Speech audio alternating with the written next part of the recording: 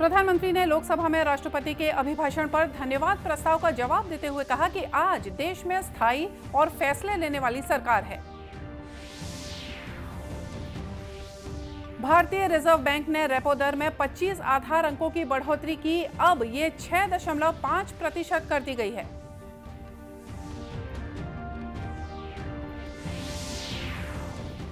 नीति आयोग की रिपोर्ट के अनुसार देश के आकांक्षी जिलों में नारायणपुर जिले का बेहतर परफॉर्मेंस रहा।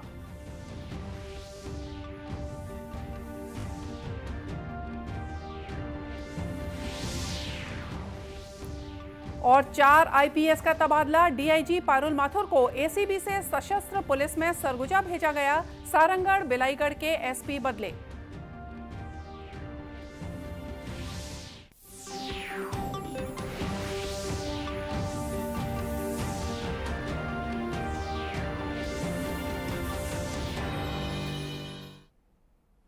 नमस्कार, आप देख रहे हैं दूरदर्शन समाचार। मैं हूं मोनिका शर्मा और आइए अब देखते हैं समाचार विस्तार से। प्रधानमंत्री नरेंद्र मोदी ने आज लोकसभा में राष्ट्रपति के अभिभाषण पर धन्यवाद प्रस्ताव का जवाब देते हुए कहा कि आज देश में स्थायी और फैसले लेने वाली सरकार है।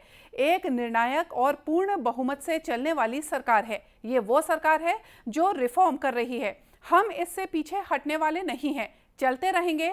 देश को जो चाहिए वो देते रहेंगे। प्रधानमंत्री ने आगे कहा कि भारत में नई संभावनाएं हैं। कईयों को ये बात समझने में देर लग जाएगी, लेकिन भारत सप्लाई चेन के मामले में आगे बढ़ गया है। भारत मैन्युफैक्चरिंग हब के रूप में विकसित हो रहा है।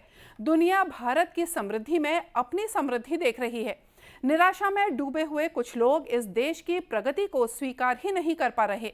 140 करोड़ देशवासियों के पुरुषार्थ और परिश्रम की उपलब्धि उन्हें नजर ही नहीं आ रही। आज वैक्सीन लो, हमारे मोबाइल फोन पर हमारा सर्टिफिकेट दूसरी सेकंड पे अवेलेबल। ये ताकत हमने दिखाई है। माननीय अध्यक्ष जी, भारत में नई संभावनाएं हैं। दुनिया को सशक्त वैल्यू और सप्लाई चेन, उसमें आज पूरी दुनिया ने, कोरोना कालखंड ने सप्लाई चेन के मुद्दे पर दुनिया को हिला के रख दिया है। आज भारत उस कमी को पूरने की ताकत के साथ आगे बढ़ रहा है। कईयों को बात समझना बहुत देर लग जाएगी। भारत आज इसी दिशा में एक मैन्युफैक्चरिंग हब के रूप में उभर रहा है और दुनिया इस समृद्धि में अपनी समृद्धि देख रही है।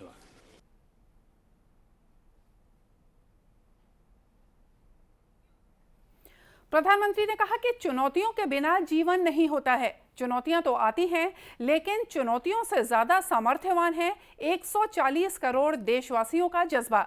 उनका सामर्थ्य चुनौतियों से भी ज्यादा मजबूत और बड़ा है। अनेक देशों में अस्थिरता का माहौल है, भीषण महंगाई है, खाने पीने का संकट है। हमारे अड़ोस पड़ोस में भी जिस प्रकार के हालात बने हुए हैं, ऐसी स्थिति में कौन हिंदुस्तानी इस बात पर गर्व नहीं करेगा कि ऐसे समय में भी देश दुनिया की 5वीं बड़ी अर्थव्यवस्था बना हुआ है। आज पूरे विश्व में भारत को लेकर पॉजिटिविटी है, एक आशा है, भरोसा है। यह भी खुशी की बात है कि आज भारत को विश्व के समृद्ध देशों के समूह G20 की अध्यक्षता का अवसर मिला है। भारतीय रिजर्व बैंक ने रेपो दर में 25 आधार अंकों की बढ़ोतरी की है। अब ये 6.5% कर दी गई है। 2022 से रिजर्व बैंक ने रेपो दर को 2.5% बढ़ाया था। रिजर्व बैंक के गवर्नर शक्तिकांत दास की अध्यक्षता में मौद्रिक नीति समिति ने रेपो दर को 4-2 के बहुमत से बढ़ा दिया। अंतिम द्विमासिक मौद्रिक नीति की समीक्षा करते हुए गवर्नर ने कहा कि स्थायी जमा सुविधा दर संशोधित करके 6.25% कर दी गई है और मार्जिनल स्थायी सुविधा दर और बैंक दर संशोधित करके 6.75% कर दी गई है। उन्होंने बताया कि रिजर्व बैंक विकास की सहायता के लिए मुद्रास्फीति को लक्ष्य के अंदर बनाए रखना सुनिश्चित कर रहा है।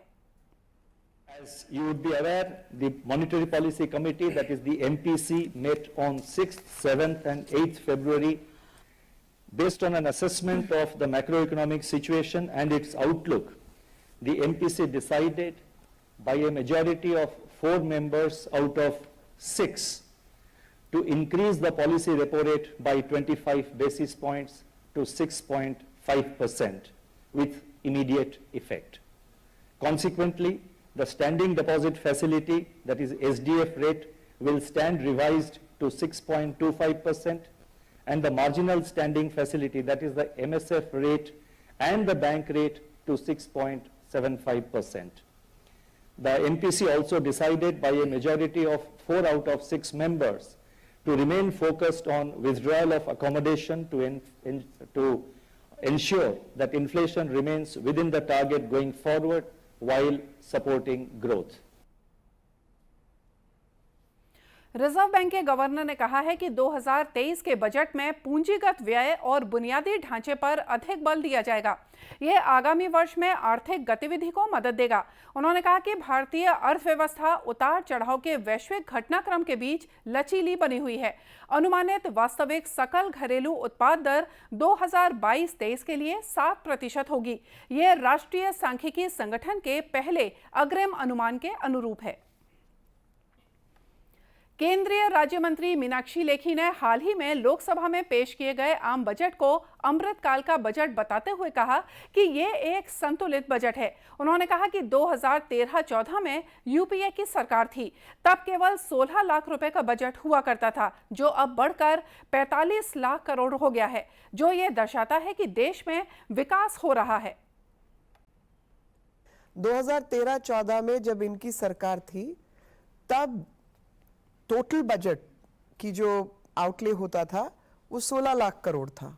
अभी 7 साल 8 साल निकले तो आज का जो आउटले है वो 45 लाख करोड़ है। गरीबों पे मार मारने का बजट होता, भाई जेब में पैसे होंगे तो आप खर्चा करेंगे ना।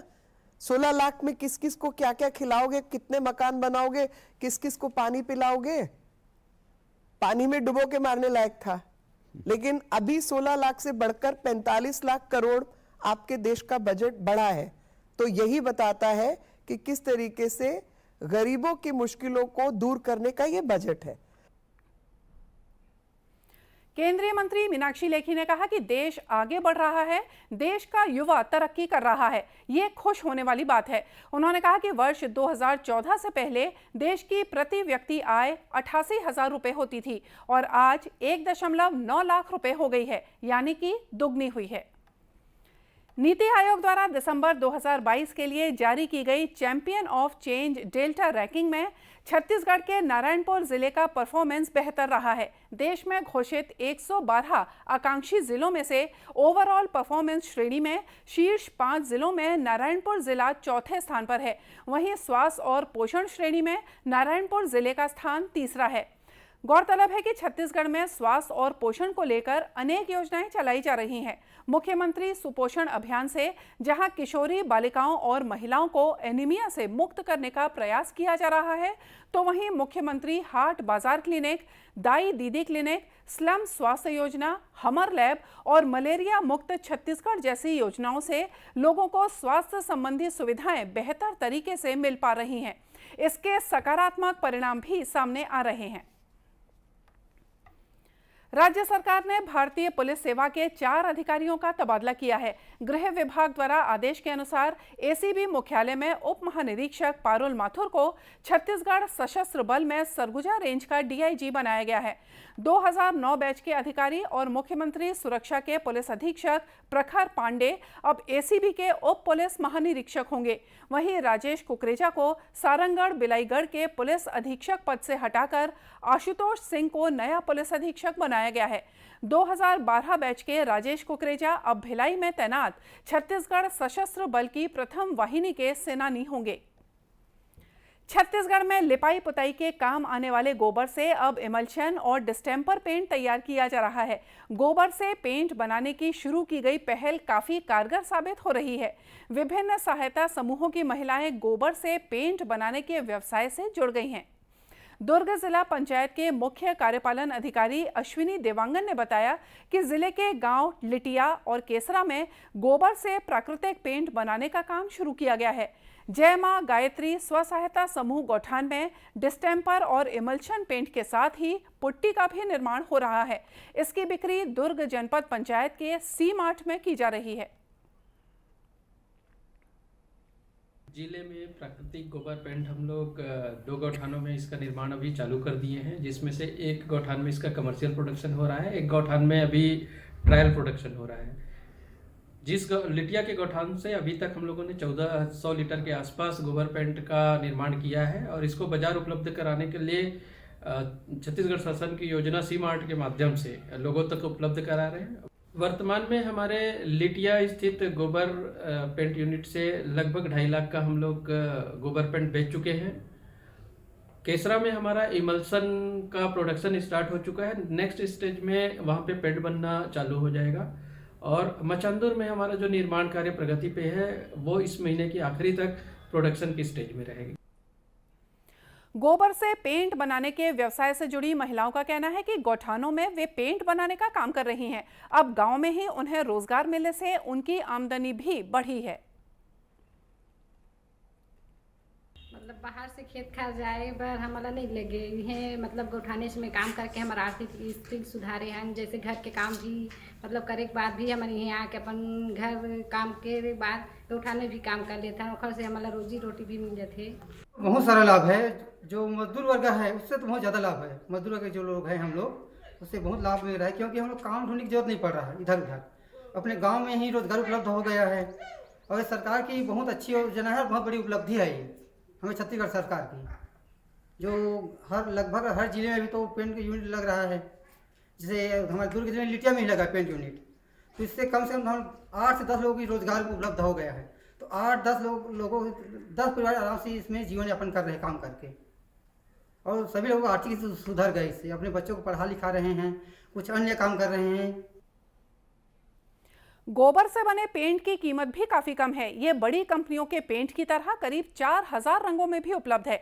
इस पेंट को भारत सरकार की संस्था राष्ट्रीय प्रशिक्षण शाला के द्वारा प्रमाणित भी किया जा चुका है। और आइए देखते हैं कुछ खबरें जिलों से।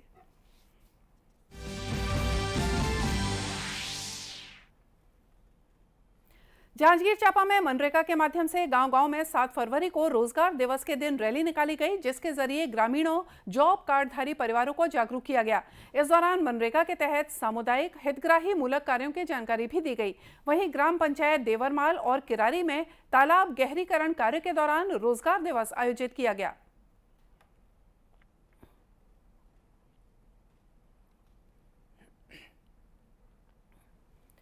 कांकेर के आमाबेड़ा इलाके में बीएसएफ जवानों को एक बड़ी सफलता मिली है। सुरक्षा बलों ने ग्राम मसपोर केलेनार मंडानार की गश्त के दौरान 2 इनामी माओवादियों को घेराबंदी कर गिरफ्तार किया है।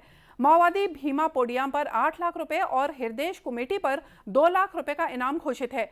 सर्चिंग के दौरान जवानों को वॉकी टॉकी सहित भारी मात्रा में नक्सल सामग्री भी मिली है। जांजगीर चांपा जिले में पिछले कई दिनों से हाथियों के दल ने उत्पात मचा रखा है। हाथियों ने अकलतरा ब्लॉक के अमलीपाली और सोंढी गांव में किसानों द्वारा लगाई गई सब्जियों को बड़ा नुकसान पहुंचाया है। प्रभावित किसान अब मुआवजे की मांग कर रहे हैं। हाथियों के दल ने लीलागर नदी को पार कर बिलासपुर जिले में प्रवेश किया था।